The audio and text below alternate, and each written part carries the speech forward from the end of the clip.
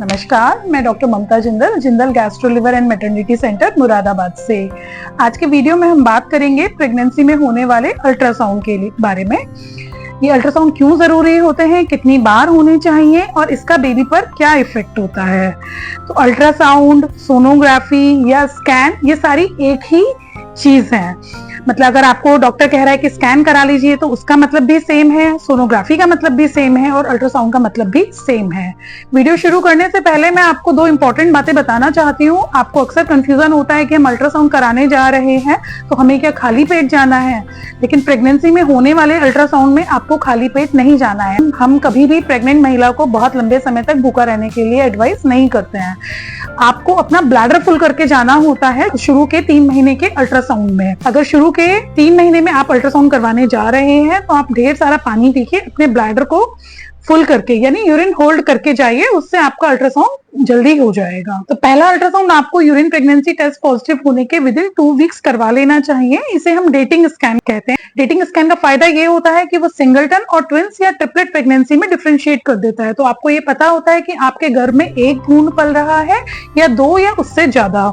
इसके अलावा ये प्रेगनेंसी यूट्रस में ही है, इस बात को कंफर्म करता है। कई बार प्रेगनेंसी यूट्रस के बाहर जाके इम्प्लांट हो जाती है, जिसे हम एक्टोपिक प्रेगनेंसी कहते हैं, और ये जानलेवा भी हो सकती है। डेटिंग स्कैन से आप ये कंफर्म कर लेते हैं कि बच्चे की जो जेस्टेशनल एज है, बच्चे की जो ग्रोथ है, वो आपके पीरियड्स, लास्ट मेंस्ट्रुअल पीरियड से कोरिस्पॉन्ड कर रही है।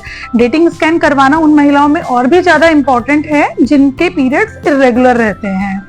इसके बाद जो सेकंड स्कैन होता है उसे हम NB एंड NT स्कैन कहते हैं। इसमें हम बच्चे की नेजल बोन, जो नाक की हड्डी होती है, उसको और जो गर्दन के फोल्ड की मोटाई होती है उसको मेजर करते हैं। इसको एक ब्लड टेस्ट के साथ क्लब किया जाता है जो डाउन सिंड्रोम की स्क्रीनिंग में यूज होता है। इसको करवाने का फायदा ये होता है कि अगर आपके बच्चे में डाउन सिंड्रोम सस्पेक्ट किया जा रहा है, उसको कंफर्म करने के बाद हम प्रेगनेंसी इजीली टर्मिनेट कर सकते हैं, क्योंकि लगभग 3 से 3.5 महीने तक बच्चे में बोन फॉर्मेशन नहीं हुआ होता है, तो उसे टर्मिनेट करना इजी होता है।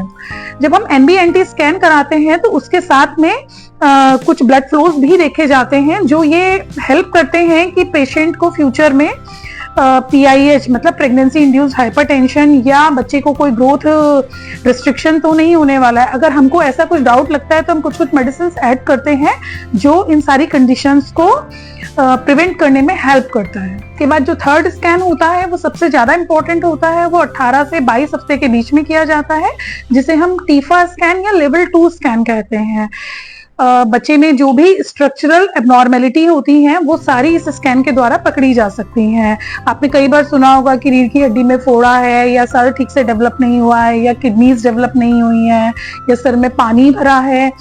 अब अगर आप टीफा स्कैन या लेवल 2 नहीं कराते हैं तो इसी कंडीशन में प्रेगनेंसी पूरे 9 महीने तक कैरी हो जाएगी और फाइनली आउटकम आपको कुछ भी नहीं होगा कि जो बच्चा पैदा होगा वो बाहर निकल के सर्वाइव करने लायक नहीं होता है।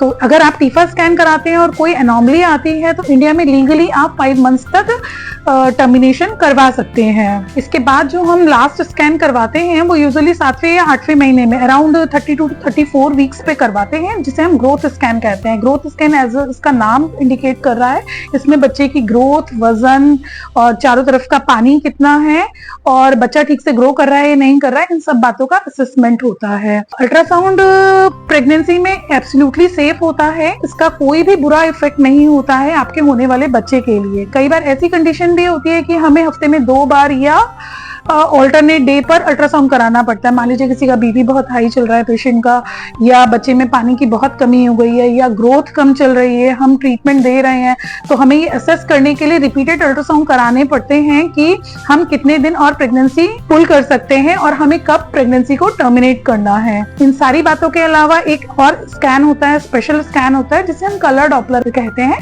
कलर डॉपलर स्कैन जो होता है वो सब में नहीं एडवाइस होता है, लेकिन अगर आपका बीपी बढ़ा हुआ चल रहा है या बच्चे में कोई ग्रोथ इश्यू है या बच्चे का पानी कम है तो डॉक्टर आपको कलर डॉपलर एडवाइस करेगा। इन सारे स्कैन्स के अलावा डिलीवरी के टाइम पर भी कई बार स्कैन एडवाइस किया जाता है। अगर क्लिनिकली डॉक्टर को कुछ डाउटफुल लग रहा है तो वो डिलीवरी प्लान करने से पहले एक रिपीट स्कैन और करवाते हैं। आई होप ये जानकारी आपके लिए हेल्पफुल होगी। Thank you.